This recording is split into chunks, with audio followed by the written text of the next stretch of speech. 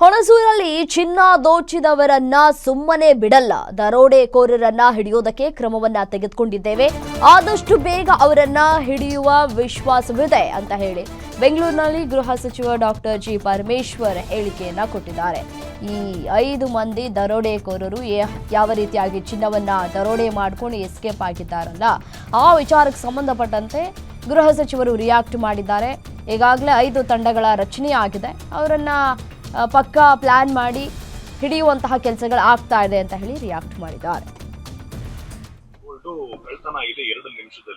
ಕಾನೂನು ಸುವ್ಯವಸ್ಥೆಯನ್ನ ಈಗಾಗಲೇ ಅದರ ಬಗ್ಗೆ ಕ್ರಮ ತಗೊಂಡಿದ್ದೇವೆ. ಅದಕ್ಕೆ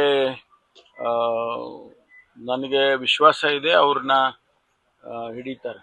ಸರ್ಕಾರ ಬೇಗ ಹಿಡಿಯೋದಕ್ಕೆ ಸೂಚನೆ ಕೊಟ್ಟಿದ್ದೇನೆ. ಯಾಕೆಂದ್ರೆ ಅವರು 5 ನಿಮಿಷದಲ್ಲೇ ಬಂದು 3-4 ಜನ ಬಂದು ಕೆಲಸ ಮಾಡಿದ್ದಾರೆ. ಅದನ್ನ ನಾವು ಹಿಡಿದಾಕ್ತೀವಿ, ಬಿಡೋದಿಲ್ಲ.